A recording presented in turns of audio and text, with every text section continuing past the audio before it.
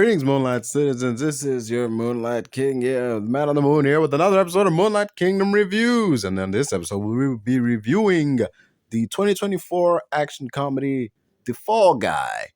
Yeah, that's it. Directed by David Leitch, starring Ryan Gosling, Emily Blunt, Hannah Waddingham. I hope I said that right. Aaron Taylor Johnson, Winstonduke.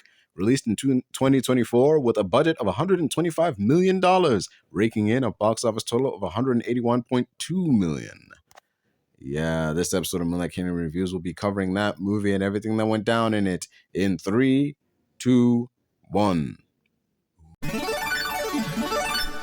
Anyway, so I'm not going to be reviewing the thing bit by bit. I'm just going to jump straight into like the notes that I took down because, well, I'll be honest, folks. I will be fully honest with you as I always am.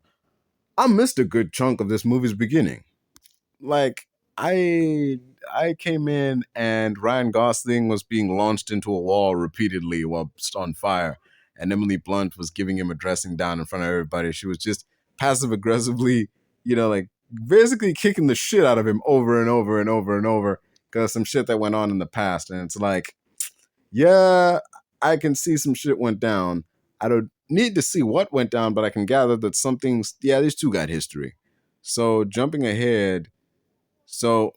ahead to, they're calling the stuntman because he's a famous stuntman for this famous actor. Well, he used to be this actor's stuntman, and now they're calling him back because, well, the actor's gone missing. We don't know where he is. We need you to fill in for him for large chunks of the movie. Shit like that. That kind of shit. That happens a lot during filming in certain films. So it's like how, in certain films, like how in this one Alec Baldwin movie, he would refuse to shave his beard, so they had to like find creative ways to film around that. I guess they use body doubles and stunt doubles and such. Or like with certain other movies, actors would show up on set, then they would have to use a body double or a stand-in. Or in one case, with the movie Exit Wounds, Steven Seagal apparently made life so hellacious filming that movie that they made sure to film all of his dialogue scenes first, and then they would film his action scenes after they did all the dialogue scenes, because they set it up so that the last scene they would film with Steven Seagal, in which he would talk or whatever, would be his fight scene with Michael Jai White. That way Michael Jai White stayed in town a lot longer, because they were thinking, well, he puts hands on everybody he fights with, and if he pulls that shit with Michael Jai White's gonna fuck him up, and we can just finish the movie with his stunt double instead. We don't have to deal with actual Steven Seagal. We can just put his stuntman in the scenes that we have left to film. We can put his body double in the scenes we have left to film. If you hurt him, it'll be better for everybody. Isn't that great? Michael Jai White wasn't on board with that. In interviews, he stated that had Steven Seagal actually put hands on him, he would have thrown down with him, but he wouldn't have actively sought out to throw down with him just because, people wanted that to happen. So in this case, what's happening is they're shooting a sci-fi epic, in the vein of like Dune or Star Wars. And, the guy that the lead actor has gone missing. So for a lot of these like wide shots and such, they're filming with the stuntman. And the stuntman is being played by Ryan Gosling. So Ryan Gosling has to go look for the main actor, find out where he is so that they can get him back on set, get the movie back on track, and everything will be hunky-dory. So because this is the director's first film. The director is a former love interest of his, and is is set to be his current love interest for the remainder of this film. So that's what's happening here. And he's in this nightclub. There's a scene where he's in this nightclub. He plays a guy named Colt. So Colt is in this nightclub, and he gets spiked by this drug dealer. There's this fight scene that happens in this scene where it's got all these cool particle effects, and whenever he lands a punch or like strikes a blow on the bad guys, it's kind of like something out of Scott Pilgrim. You get all these like video gamey type effects, and it's really cool. So he gets a lead, and he goes to like the hotel room where the dude is supposed to be staying, and in that hotel room, he kind of has this conversation between him and Emily Blunt's character, the director, Jody. And dude, there's this like split screen conversation where they seem to talk to each other. they like mirror each other in their actions, and they talk about the movie in a way that's like also inadvertently talking about the relationship that they had. There's this moment during this where he like finds a dead body in ice. It kind of reminds me of that one moment in Kiss Kiss Bang Bang where Robert Downey Jr. also found a body in his hotel room, and they both freak out the same way. Only Robert Downey Jr. was taking a piss when he found this body, so he inadvertently pissed on the dead body, and he was like, he asked the weirdest question. I mean, it makes sense in that moment, but the question he asked in that moment was like, "Hey, I like peed on the body. Can they like trace DNA?" And then like Val Kilmer, R.I.P. Val Kilmer. On the other side, he was like, "Wait a minute, you peed on the body?" It's like he's like, "No, man, I wasn't like doing it for kicks or anything. Like I was taking a piss and then I saw the body and I happened to pee on it. Like, can they like trace it to me? Like, I don't know. I don't know. I don't think the movie answers that question. But then again, I'm not gonna look it up. I don't want to be on some fucking watch list. Like, wait a minute, this guy looked up.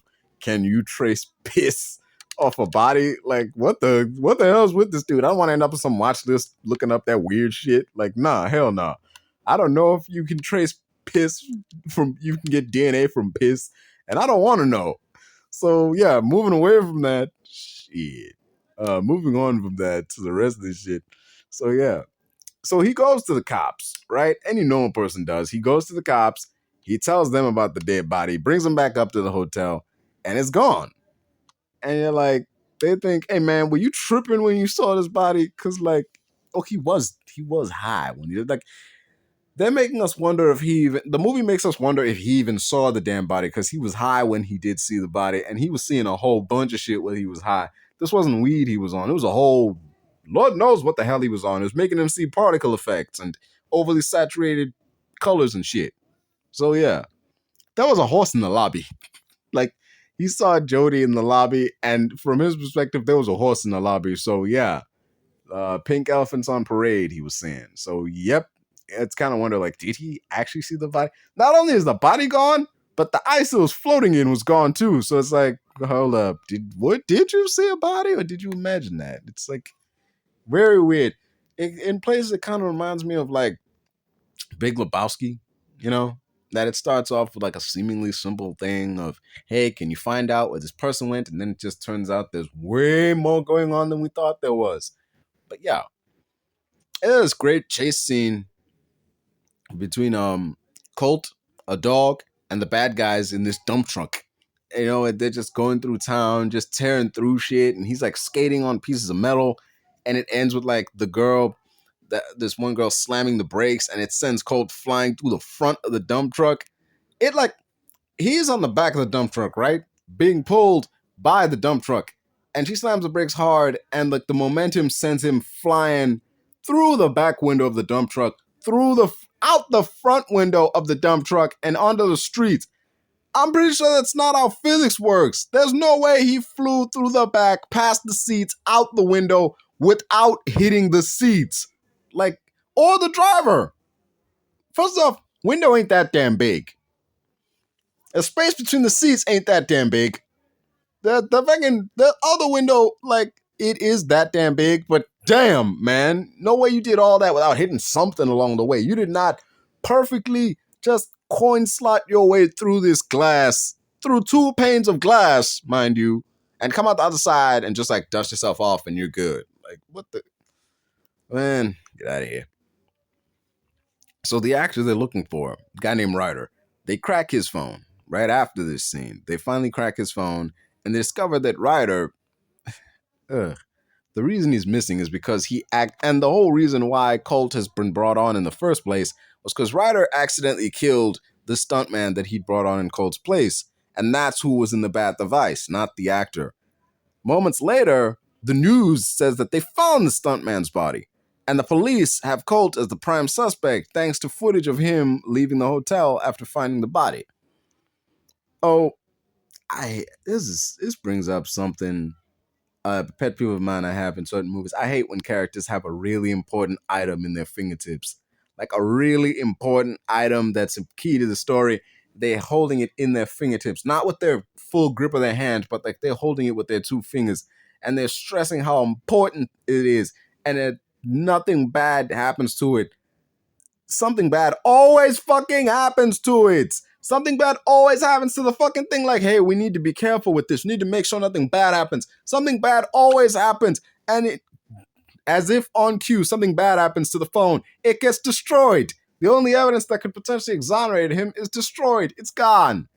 Ugh. The damn movie's title comes into play when Tom says, "You're the fall guy."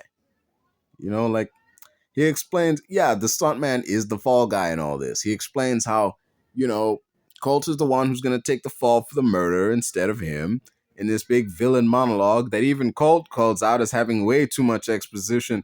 There's a lot of meta jokes they have, a lot of not film references, but like film phrases that they throw out. You know, like if you watch a lot of movies, if you're big on the behind the scenes of film and you're like a fan of like film stunts and stuff like that, you'll know a lot of what this stuff means. So they throw that initial plan out the window once he tells them that the phone has been destroyed. So it's like, damn, they don't really need what they originally planned. So now they're just gonna set him on fire. It's like, damn, we really don't need to do all this other shit. I guess we can just kill you and get away scot-free. Cops already think you did it. We don't need to torture you or nothing. We can just kill you and call it a day. Why they don't just put a bullet in his ass and call it a day? I don't know. They try to set him on fire, but he gets out of that by spitting the fuel onto the henchman, because they try to set him on fire by this. They dumped fuel on his head, and while they were dumping it on his head, he had some in his mouth, and he spit it at the henchman as the guy was pulling out the lighter before he gets away on a boat while they give chase. Dude, if you actually did that, managed to spit fuel on the henchman who was standing in front of you while you were doused in petrol, you would also catch fire. Like, bruh. Fucking fuel catches fire off of a spark. A dude standing in front of you engulfed in flames will also light you up. But that's neither here nor there. The bad guys get the plan that they were trying to achieve anyway. They get what appears to be the suicide that they initially planned for. And it seems that the boat that Colt was escaping on goes up a ramp and it goes up in flames and he seemingly dies with it. So, shit. It all worked out. Hey, everything's coming up, Ryder. Anyway, seeing dude's performance in this Metal Storm movie, that's the name of the movie they're in, it just, the character that Aaron Taylor Johnson is playing in this movie kind of feels like a parody of Matthew McConaughey in a lot of places. Not the character he's playing in the movie, the character he's playing in the fictional movie that they're making. That feels like a parody of Matthew McConaughey, because he goes, especially when he goes all in on the whole space cowboy persona that he's got going on. You know, like, so they trap Ryder in the stunt car that he's supposed to be driving in, and they get him to confess that, yeah, he did kill the stuntman, but really it was the movie's producer who was responsible for this whole frame up. And it leads to like a fight between all the movie's stunt guys and all of Ryder's henchmen. We're like trying to get him the fuck out of there. We got so much, you know, it's just this big third act brawl, you know. So the producer ends up yelling at the director, you know, Jody. I was like, this is not like a Jody film. Like, this is a Gail Meyer production.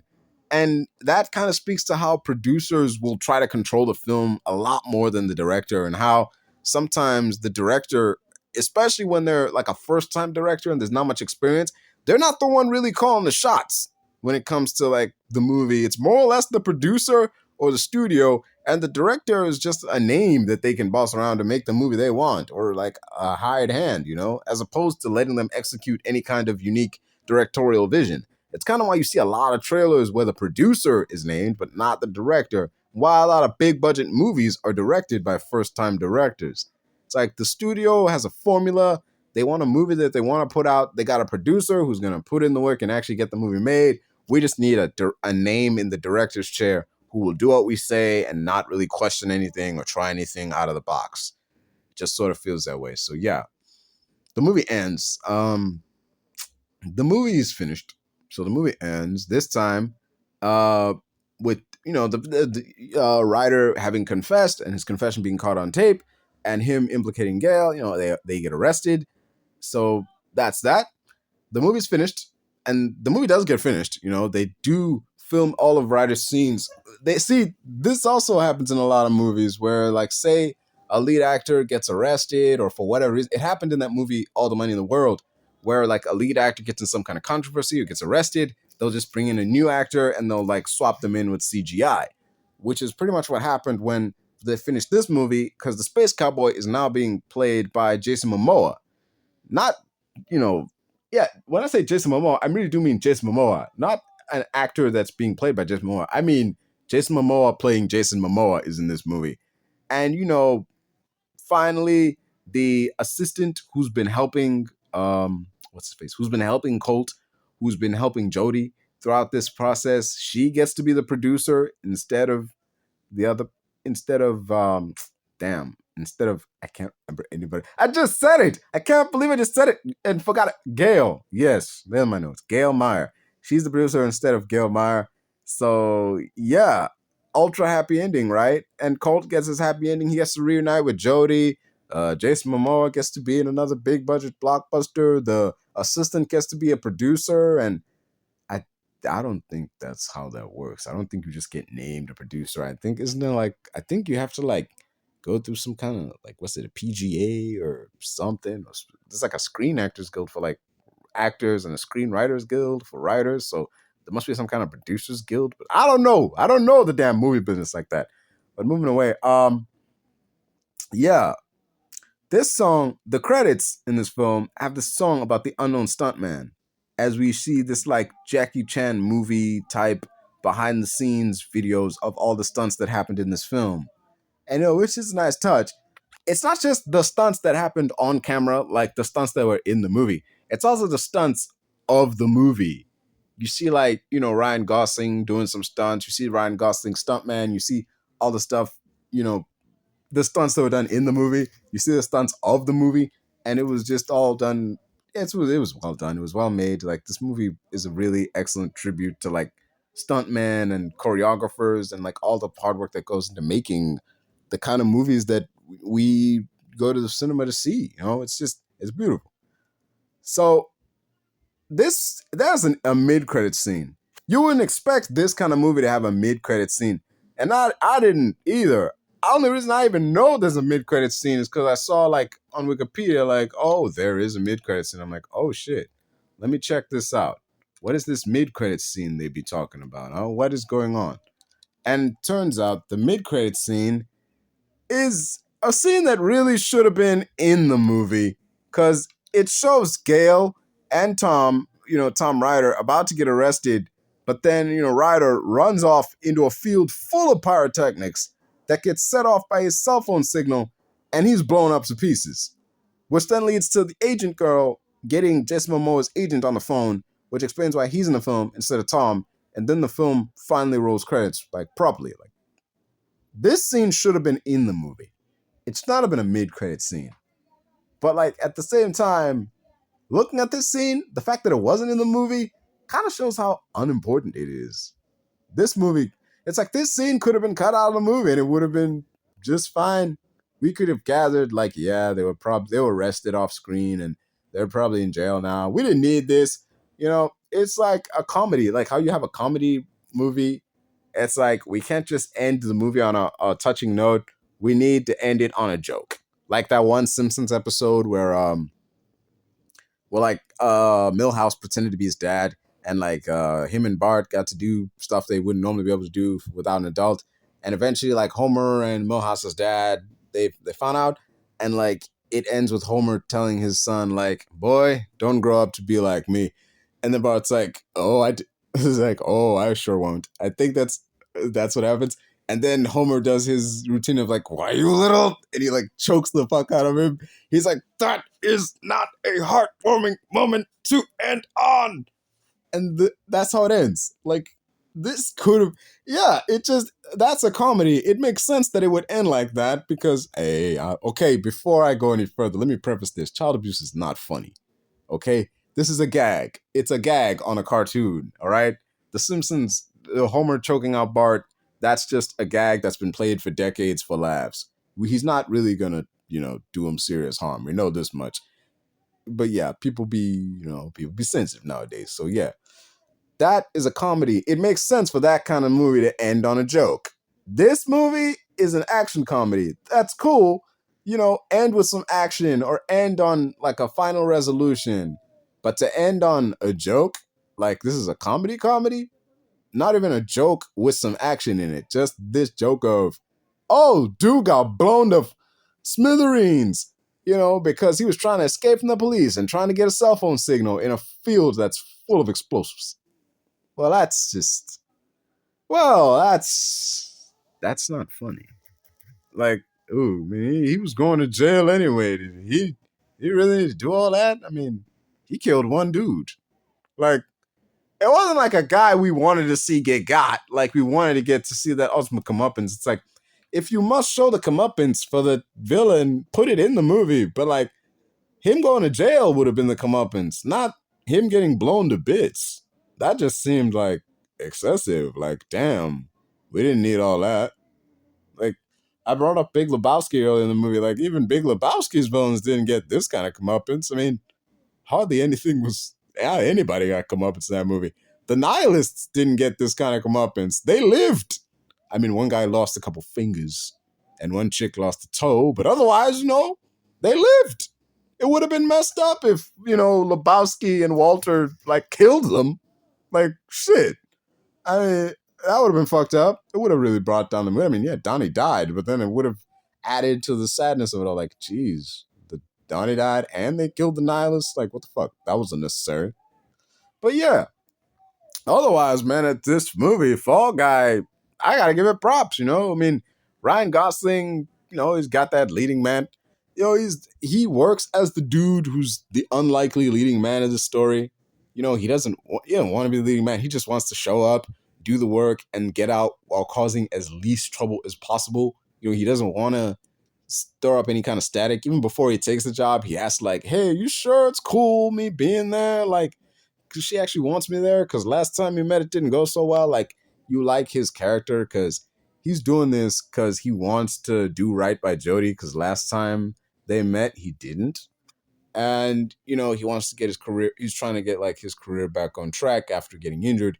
With Aaron-Taylor-Johnson, he plays the role of the asshole actor very well. And, that's, he does that role really well. I liked him in Kraven the Hunter. I like him here too. He's a real dick.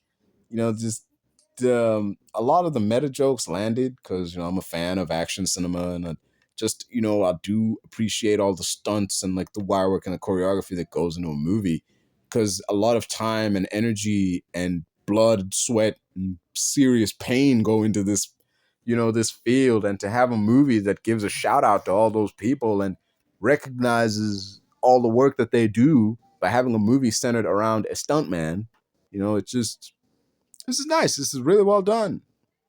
Winstonduke works in this movie as Ryder's friend. He has that fight scene. There's also this great fight scene where Colt gets thrown through glass. He's fighting another stunt woman who's also an actress, which is weird.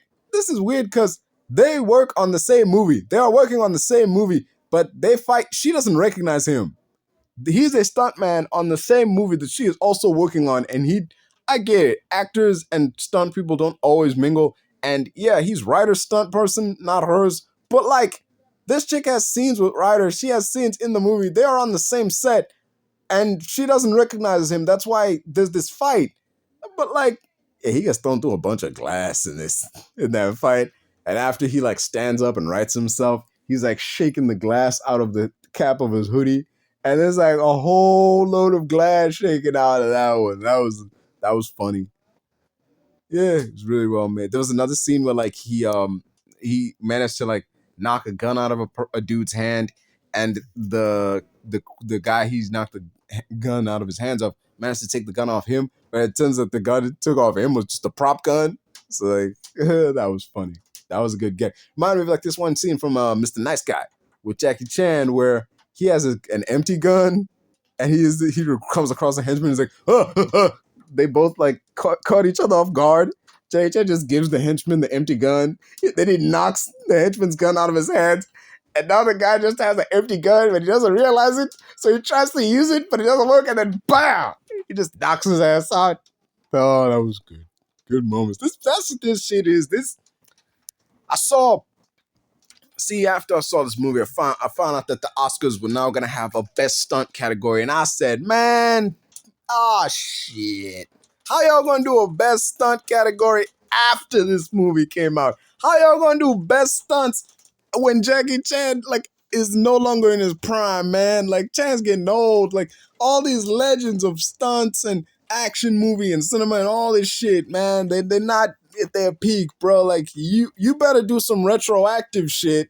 Come on, Academy Awards. Y'all gotta do some retroactive shit with this award now, man.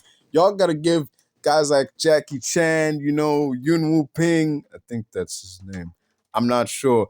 There was a scene in the movie Shang-Chi where this old guy was talking to Wen Wu, and then Wen Wu said, like, don't presume to talk to me, young man. I've lived 9 of your lifetimes. That guy deserves some recognition. I don't know anybody's names. Yen Bao, I think his name is. Like, yeah, a lot of this Hong Kong stunt people, and even donnieyen, and so many fucking people do a lot of stunts and shit that you need to retroactively give shout outs to, man. None of this honorary Academy Award shits. Actual Academy Awards, all right? Shit.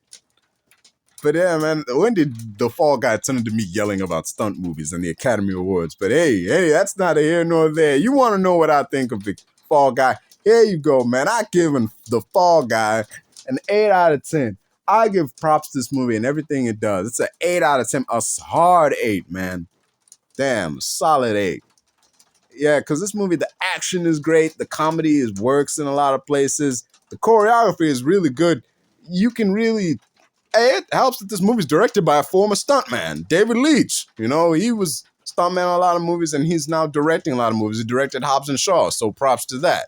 Anyway, yeah, this is a solid 8 out of 10. Would recommend. You know, I would rewatch it if it came on. It's a badass movie. It's a lot going on for it.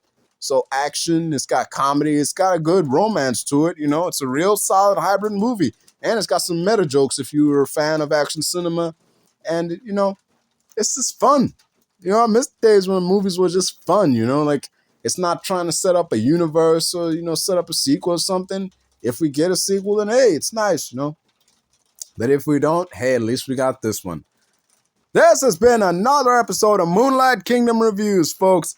Don't forget to like, share, subscribe, all them nice things. I've been your host, the man on the moon, the Moonlight King. Here to tell you, folks, and yeah, thanks for listening. If you made it this far, I appreciate you. We have like 270 subscribers, and y'all, every one of you, I love you. Thank you for being here, y'all. Peace out.